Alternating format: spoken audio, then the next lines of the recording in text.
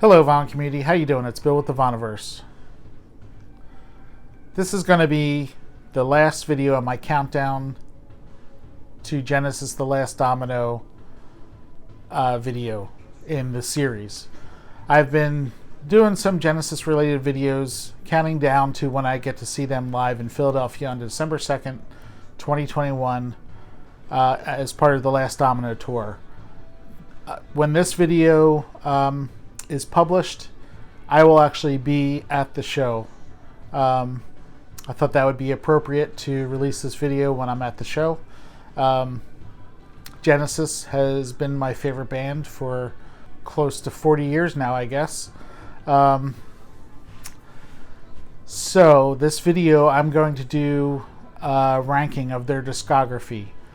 I'm going to rank my from my least favorite to my favorite of all the studio albums between 1969 and 1997. I'm not going to include any of the live albums or EPs, just going to focus on the studio albums.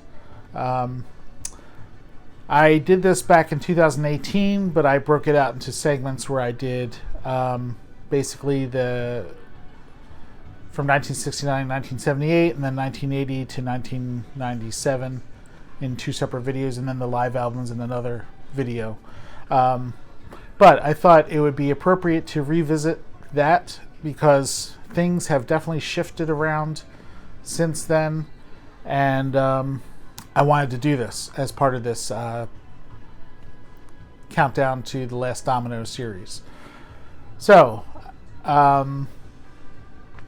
this is really tough, and I know not everyone's going to agree with my list. I may ruffle some feathers here or there, so I understand that you might disagree with my list, but today, as I sit here, this is how I rank the albums. I'd say the toughest part of the ranking for me was albums from like 8 through 4. Those albums to me are all so close. It's hard to actually fit them in order. So let's just get started here.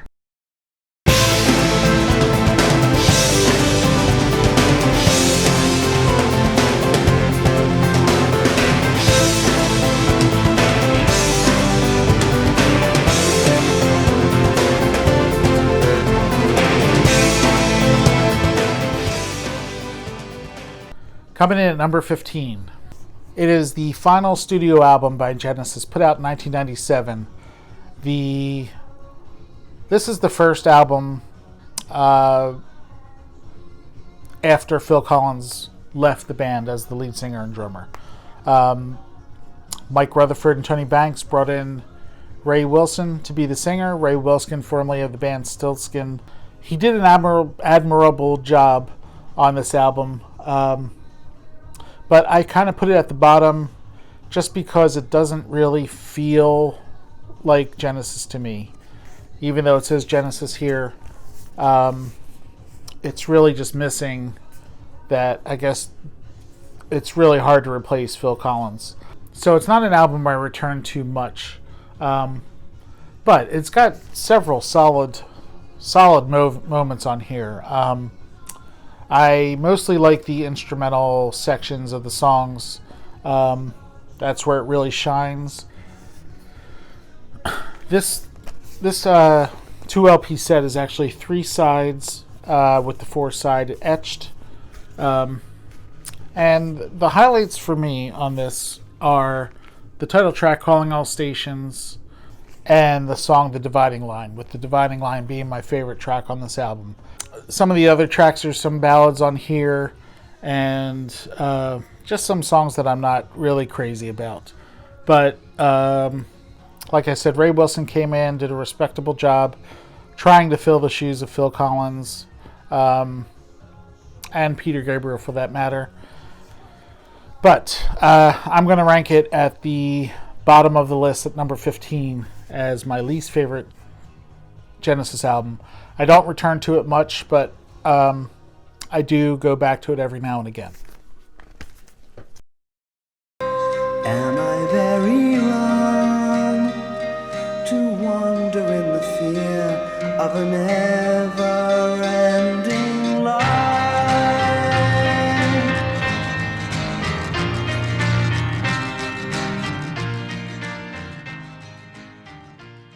Coming in at number 14, the debut album by Genesis, from Genesis to Revelation from 1969. The band members were Peter Gabriel, Anthony Phillips, Mike Rutherford, Tony Banks, and Jonathan Silver. I honestly really like this album. It's more in the folk realm and even a little bit of pop psych. Genesis hadn't really found their way into prog yet. But the compositions are pretty good. The production leaves a little bit to be desired. The Jonathan King produced this album, and he overlaid lots of the songs with some orchestration. That kind of detracts from the songs, in my opinion.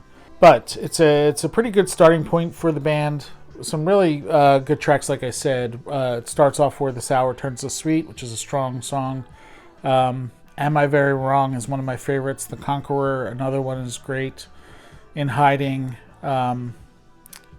Silent Sun.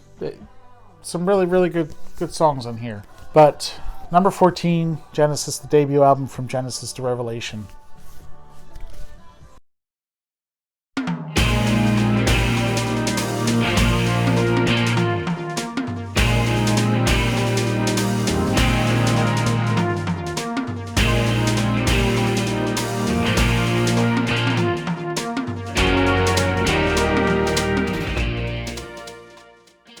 Coming in at number 13, from 1991, We Can't Dance. This would be the final studio album that Phil Collins recorded with Genesis. It's not one that this album isn't one that I revisit much. It's got some definite classic Genesis tracks on here, some standard concert favorites, but a lot of it is a bit too contemporary and slow for me. But like I said, it's got some definite standout tracks like Driving the Last Spike. I even like the pop songs like Jesus He Knows Me. A lot of people don't like the song I Can't Dance, but I like that song. Living Forever. One of the big hits off of this album was No Son of Mine. That opens up the album. That really, when that was the first single released, and it was so interesting to hear that when it came out, because it was kind of really a different sound for Genesis. So that was cool to hear. It's got some more proggy, longer tracks like Driving the Last Spike, and the closing track, Fading Lights. Fading Lights sounds like kind of a farewell from Phil Collins, but it's got a great instrumental second half to it that's just fantastic. So yeah, like I said, not one that I return to much, but definitely enjoyable, and it comes in at number 13. So say you'll help me, mama, 'cause it's getting so hard.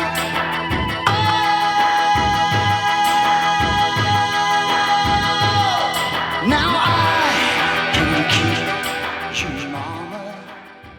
So coming at number 12 is the debut album. So coming in at number 12 is the self-titled album Genesis. So I love this album, but it's just not one that I feel like it's side one is awesome. It's like a perfect side of music, and then side two is kind of discombobulated a bit.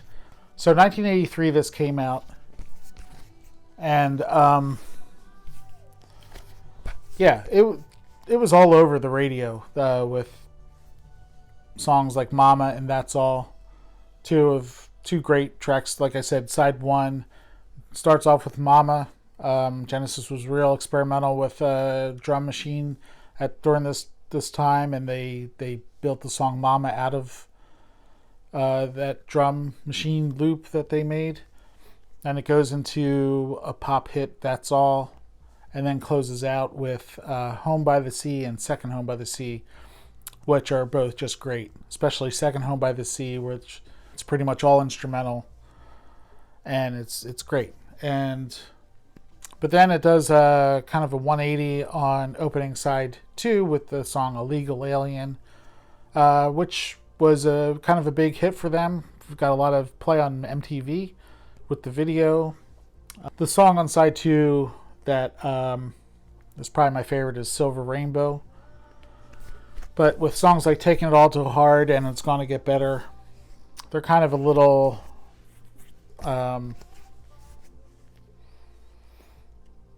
they're good songs, but they're just kind of a little bit slower, and I like the more up-tempo stuff at this point. So number 12 is self-titled Genesis.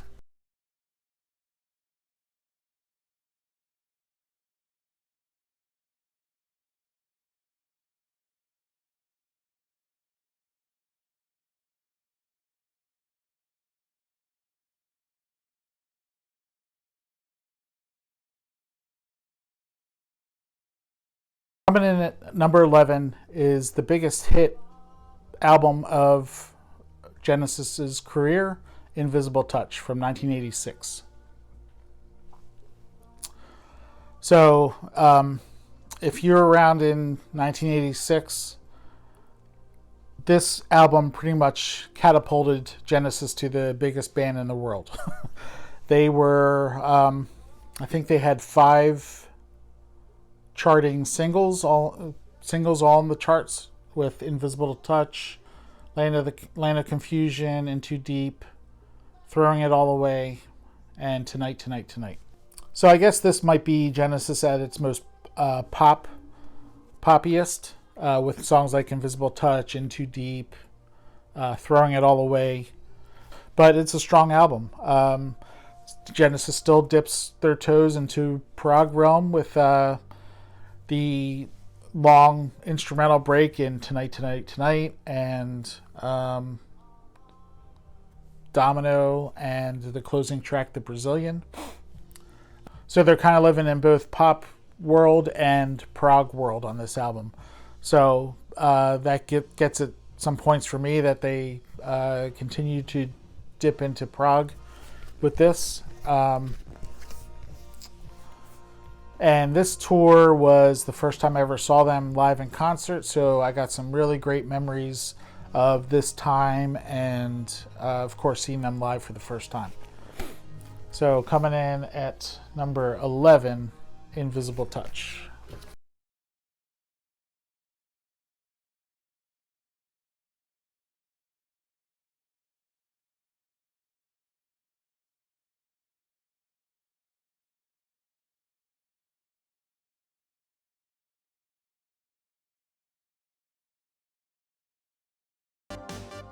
Coming in at number 10, Abacab from 1981. So this is one of the albums that, from my previous ranking, has kind of climbed up a few spots for me. Until recently, it was one that I didn't go back to much. But I've been listening to Abacab a lot more recently, and I love it. It's got some really high moments. So the long version of Abacab with the instrumental section is great. Of course, they brought in the Phoenix horns on the song No Reply at All, and it's got a killer bass groove by Mike Rutherford on that song. And then it goes into Me and Sarah Jane, which is such an interesting song and one of my favorites on this album. It's really unique in that it's got all these different sections and none of them really repeat themselves. So, yeah, really, really great. And Keep It Dark closes out side 1, another great, great track about alien abduction. And then side 2 kicks off on fire with the song Dodo and goes into another, the second part of Dodo, which is called Lurker. One of the highlights on this album is Dodo Lurker. And then it's got the real clunker of the album and really of Genesis's discography, Who Done It. It's just this real repetitive song with kind of really annoying sound. And Phil Collins, his vocals on it is really annoying. But they played it live on this tour. I know the band had a lot of fun with it, but it's not a favorite of mine. And then Man on the Corner, which is another song that has kind of grown on me more recently. It was one that I never really truly appreciated, but as it's aged, I've grown fonder of it. And then the album closes out with 2 tracks that are kind of unassuming tracks, Like It or Not and Another Record. But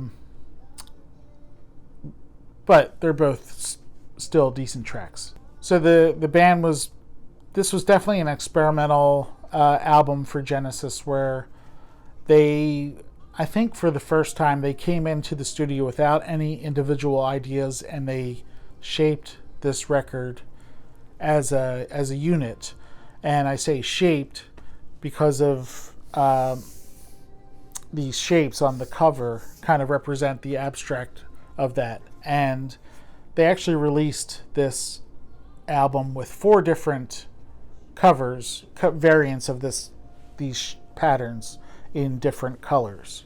I should have pulled all 4 out to show, but this is the first one. This is A. But Abacab coming at number 10, definitely a very enjoyable album.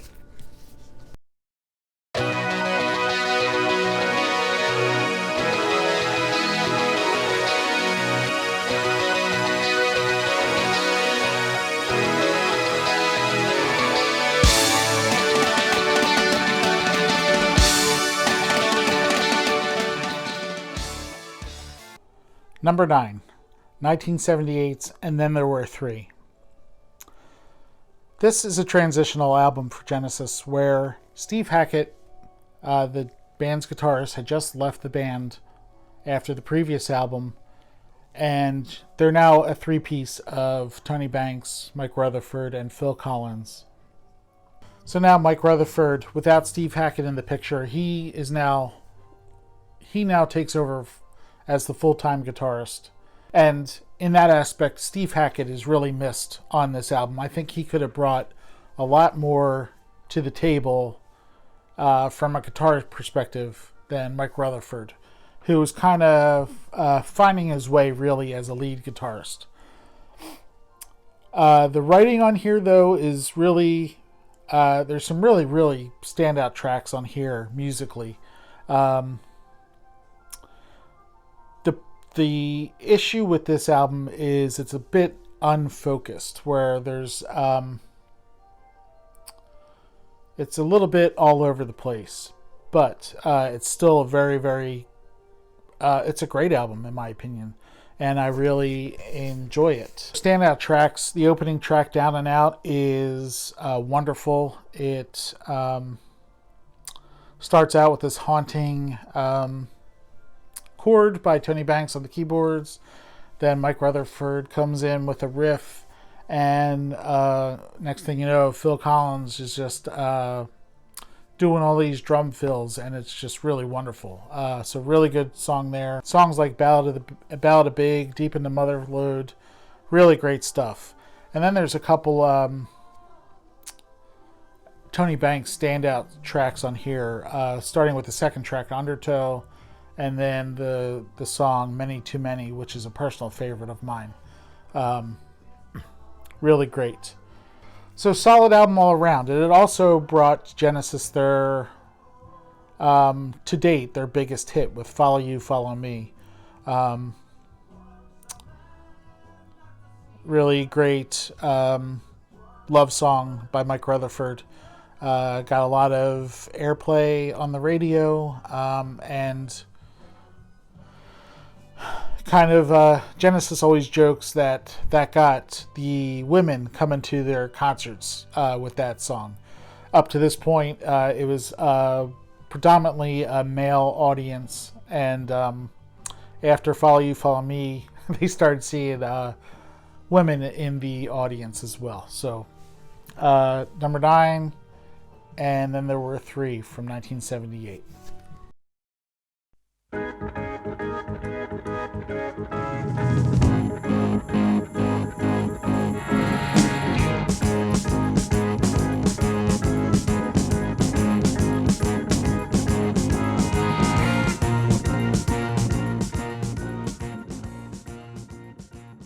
Coming at number 8 is Trespass from 1970, the second album by Genesis. Once again, this is another transitional album for the band. Jonathan Silver, the drummer, had left the band. They bring in another drummer, John Mayhew, who was on this album, and then the other players from the debut album remain: Peter Gabriel, Tony Banks, Mick Rutherford, Anthony Phillips, and then you have John Mayhew on this. I do like all the 6 songs on here, but like I said, it's kind of a transitional album. They're kind of still in the folk realm and slowly morphing into that prog band that we all grew to love. So starts off with the song Looking for Someone, which starts off with a cappella Peter Gabriel. It's a very good song and one of the highlights on this album. The other highlights for me, the song White Mountain is a great track. The closing track, The Knife, is really, really wonderful, really aggressive. They used to use that song as an encore for their set.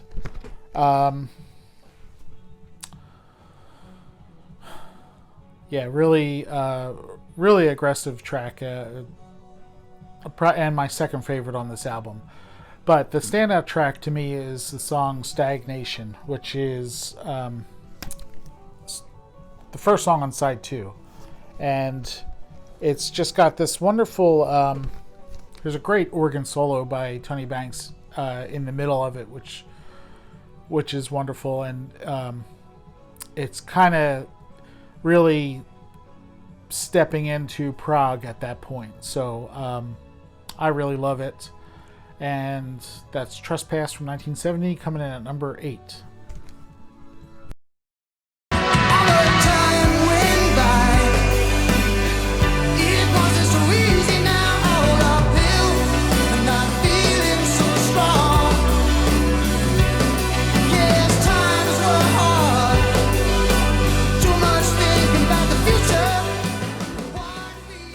Number 7 is Duke from 1980. So, moving into the 80s, Genesis starts off the decade with this, and it's a clear step into a more shorter song, pop song realm. But I really, really love this album. It starts off really strong with the great Behind the Lines. The band just comes in as a real tight unit. It's got a really bright feel to it. And then it just fades into one of my absolute favorite Genesis songs, Duchess. It's kind of this moody song, but Phil Collins' vocals on it are just great. Just the feel of the song, it's like something I can't even pinpoint of why I love it so much, but it is just one of those songs that it grabs me from the inside, and it's like I can listen to that song on repeat and never tire of it. And then from Duchess, it goes into a real short song called Guide Vocal, which has one of the best Phil Collins vocals on the album. Not only on the album, but in the Genesis catalog, in my opinion. Even though it's very, very short, he just sings with such emotion. It's just great. And Yeah, the entire album is just top notch. Of course, this produced some great singles like Turn It On Again and Misunderstanding, which both got a lot of airplay on the radio. And Misunderstanding is a sentimental favorite for me because that is the song that, from my recollection, introduced me to Genesis and made me fall in love with the band. I just remember seeing one of those 7 o'clock at night entertainment shows, Entertainment Tonight, something like that. And they were closing out the show with a segment on Genesis, and they showed the Misunderstanding video. And for some reason, I happened to be watching it, and it captivated me. And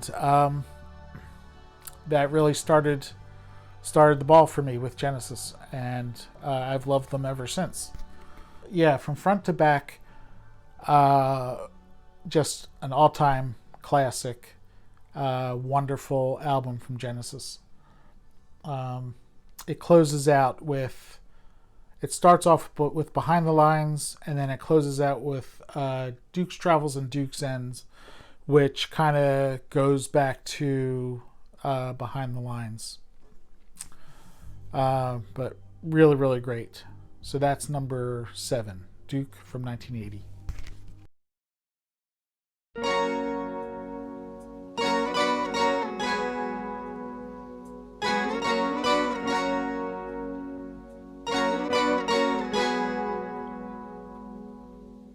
Play me old King Cole.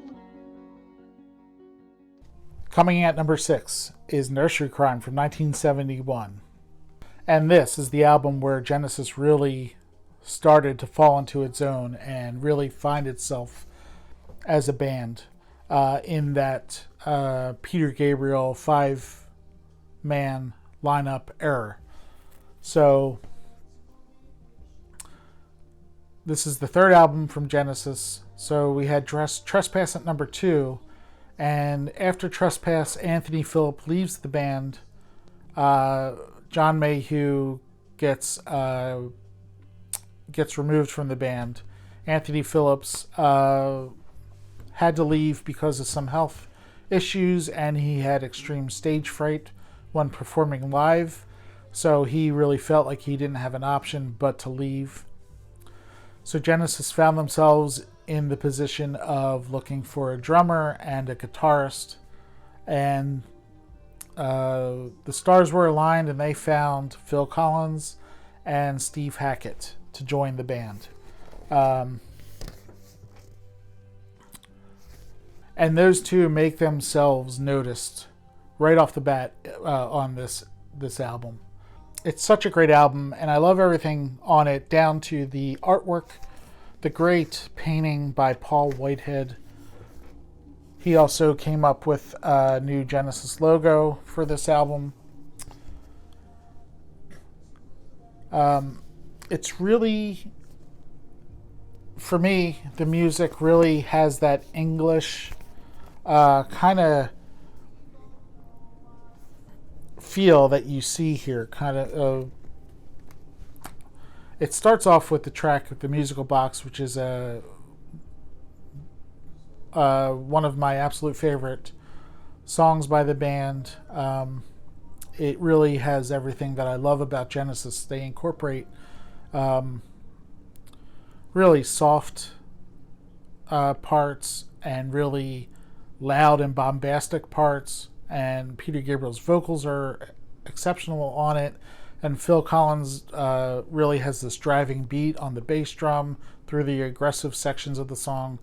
What a way to start off the album. And like I mentioned, it's got an exceptional Peter Gabriel vocal on it, down to the end where he starts screaming, "Now, now, now." It's just really great. Then you have the song For Absent Friends, which would be the first vocal by Phil Collins as part of the band. So he sings on that, very slow, soft song. And then you go into the powerful Return of the Giant Hogweed, which musicianship on that song is just incredible, especially the bass from Mike Rutherford. He's got such a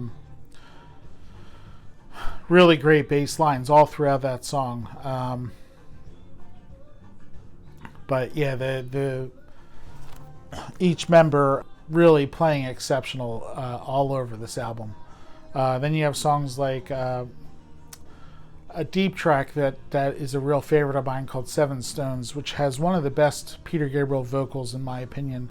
Wonderful song. And then songs like Harold the Barrel and Harlequin. A couple Harold the Barrel is a little more upbeat, fun, funny song. Harlequin. Just a short song, good vocals by Peter and Phil on that song. And then it closes out with the great song, The Fountain of Solmassus. Great Mellotron intro by Tony Banks, and then which he plays a few bars and the band kind of crescendos up with him, and then it repeats, and it's just really wonderful musicianship all on that song. Really great, real standout on this album, and one of my favorites.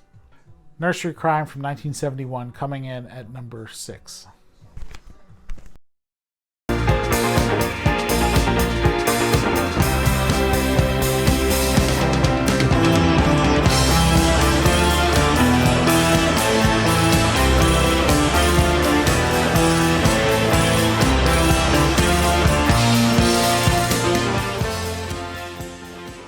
Coming in at number 5 is Wind and Wuthering from 1976.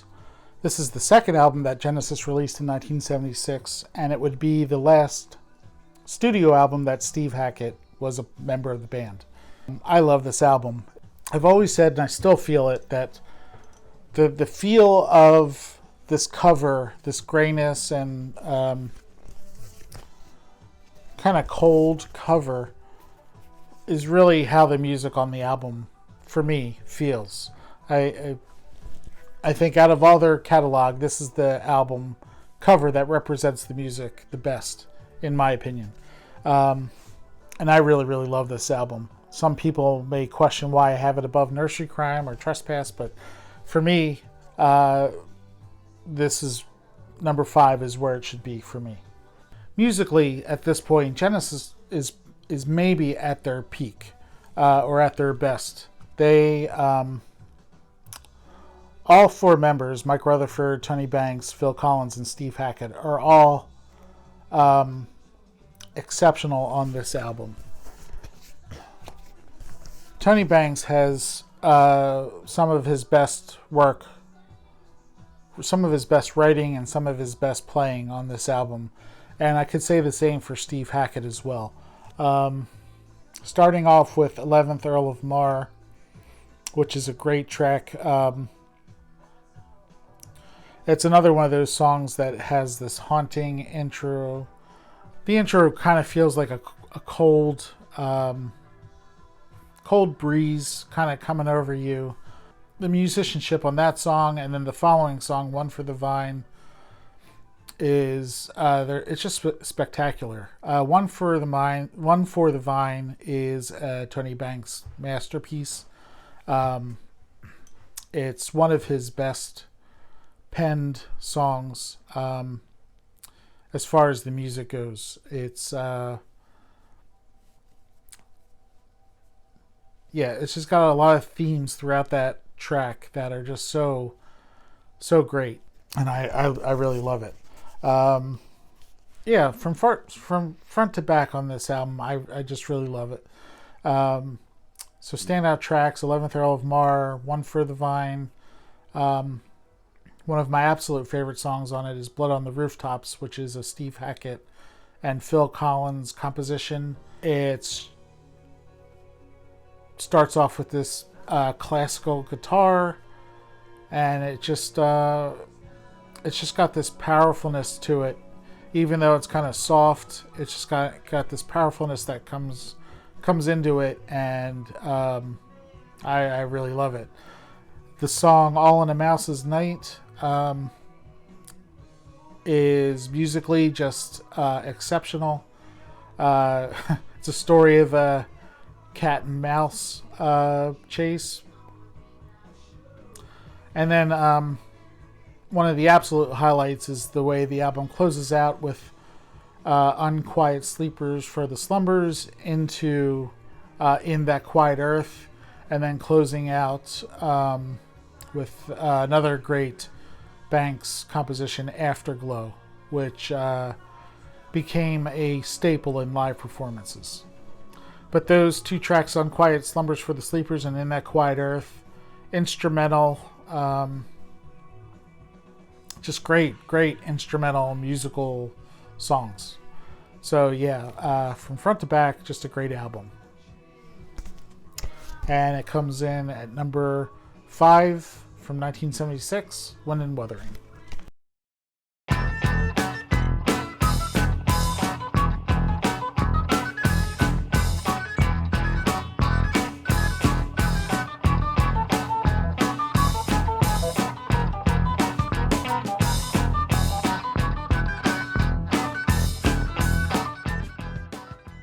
Coming in at number 4 from 1972, Foxtrot. The band's 4th album, with another cover design by Paul Whitehead.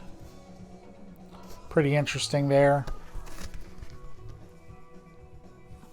And what a great album this is. It's another one from front to back that I love so much.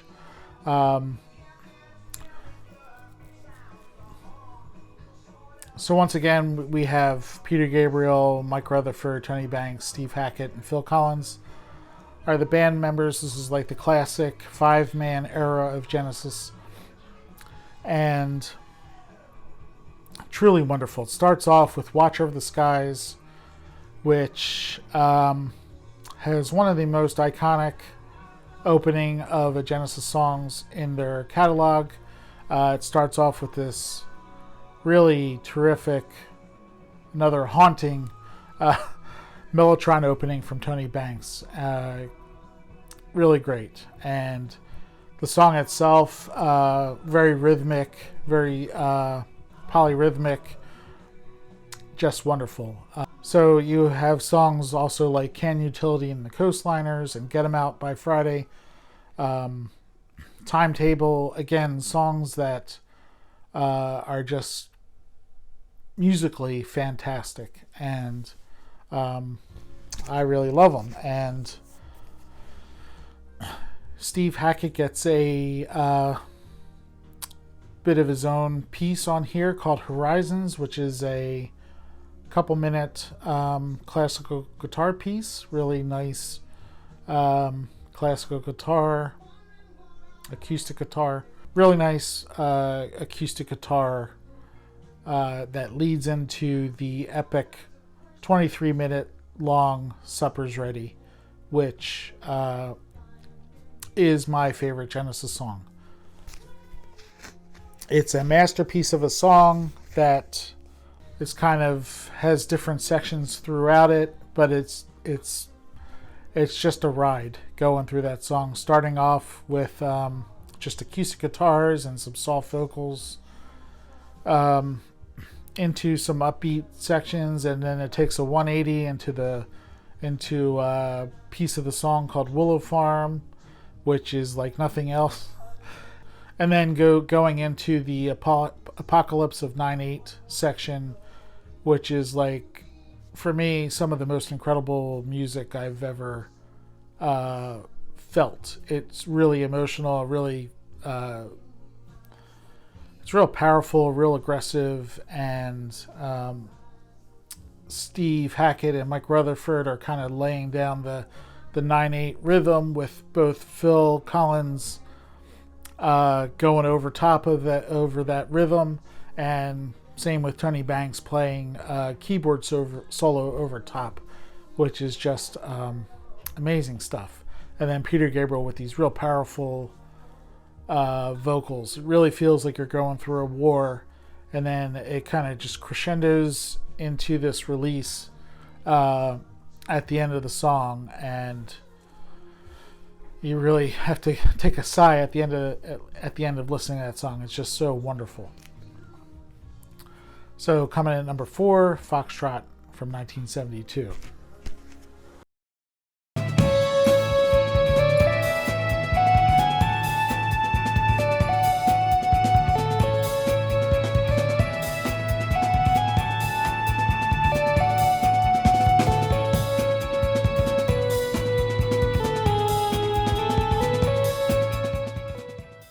Coming in at number 3 is Selling England by the Pound from 1973.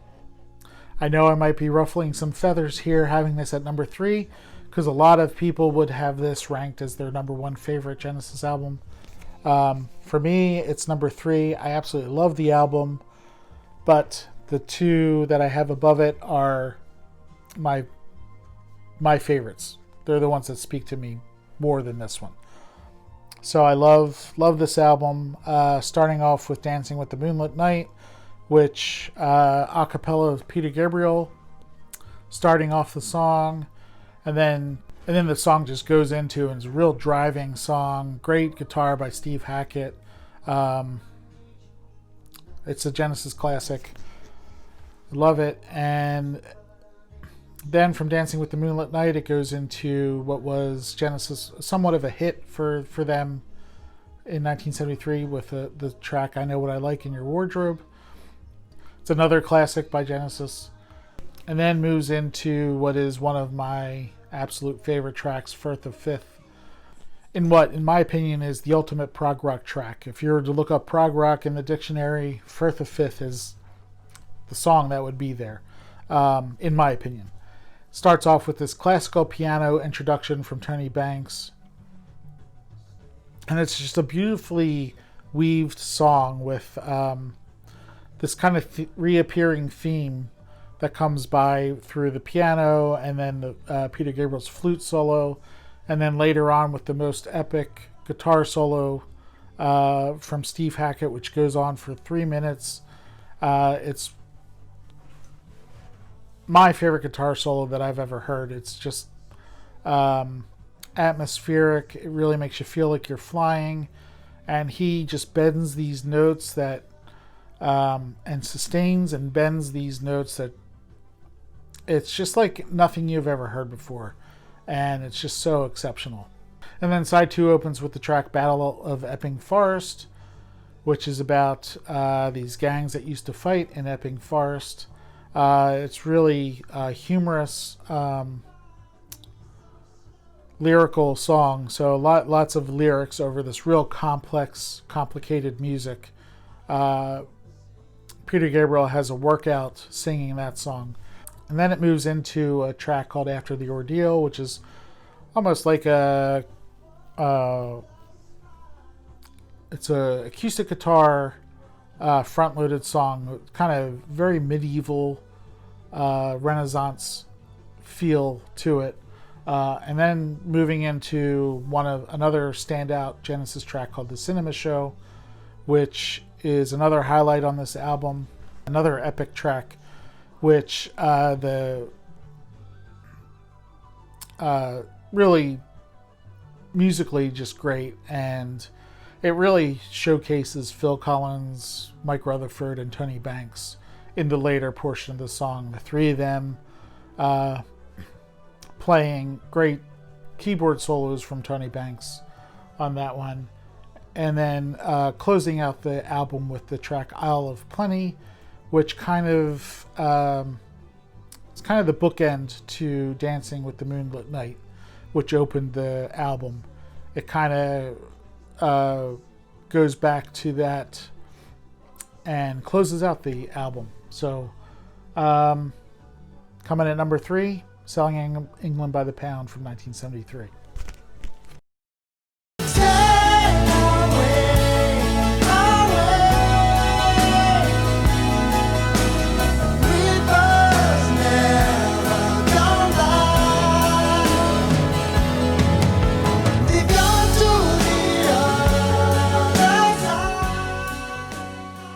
Down at number 2, A Trick of the Tail from 1976. I absolutely love this album. And I probably would rank this as my favorite album cover by the band. Each one of the characters kind of is a character from the songs within. But at this point, this is the first album after Peter Gabriel leaves the band. So the band really had something to prove, that they continue on as a four-piece, with Phil Collins taking a step to the front of the stage instead of behind the drums.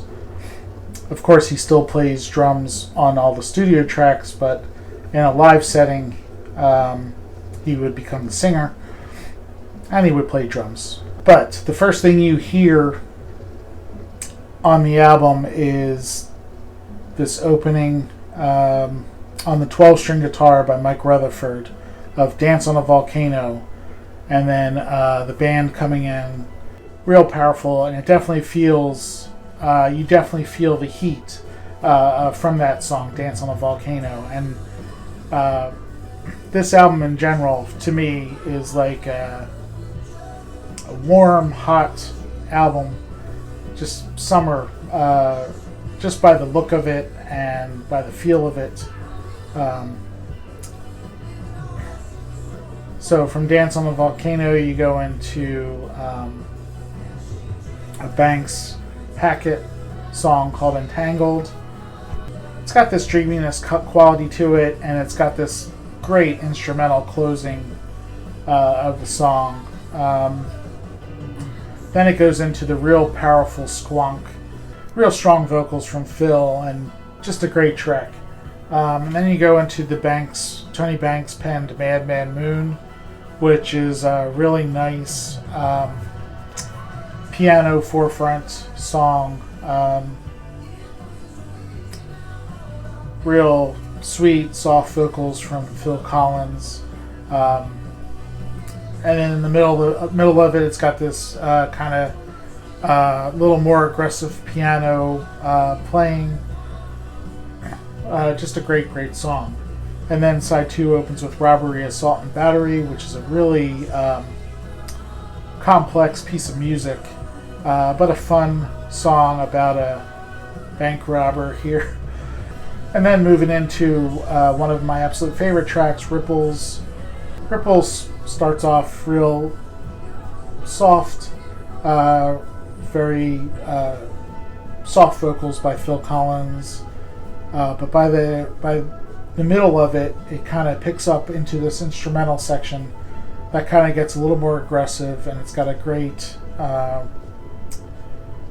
guitar work by Steve Hackett, where he must be playing the wah-wah pedal. It almost sounds like reverse guitar, like guitar that was played and then played backwards. Really just wonderful, and such a great song. Really, really one of my favorites. Then you go into the title track, A Trick of the Tail, which is this kind of like cute little fun song, and then the album closes out with Los Endos. It's got a real almost like Latin feel start to it, but it's more fusion. It's got a, it feels like almost like a jazz fusion prog rock. It's just epic. It's just epic, and a great way to close out the album.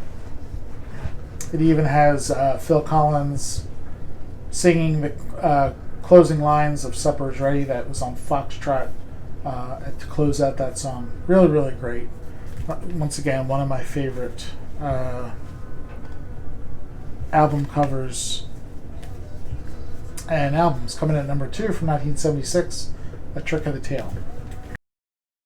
The chamber was in confusion, all the voices shouting loud. I could only just hear a voice quite near say, please help me through the crowd.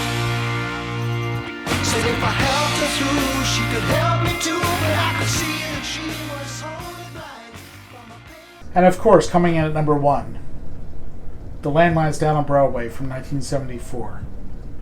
My absolute favorite Genesis album, and my absolute all-time favorite album. This would be the final album that Peter Gabriel was a member of the band. He would leave after this album after the tour. It's such a creative and experimental album. It's a double album, and it's a concept album where Peter Gabriel wrote the story, the concept and the story of the album, and just about all the lyrics, while the other four members focused on the music. It's almost as if it's one continuous piece of music from start to back, because each track kind of flows into each other.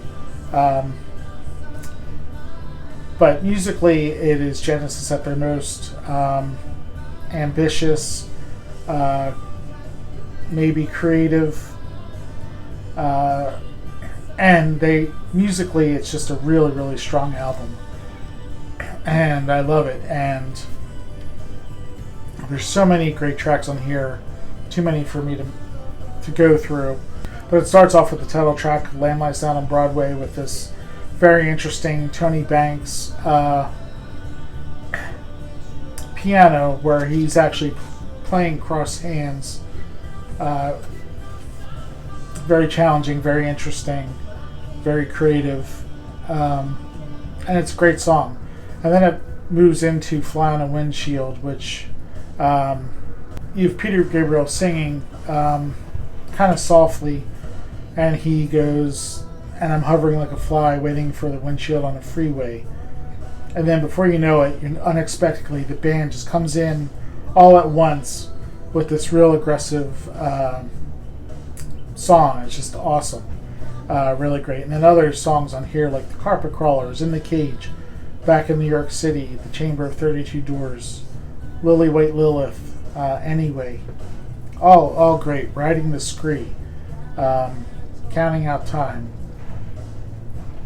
"The Light Dies Down on Broadway," "The Lamia," the closing track, "It."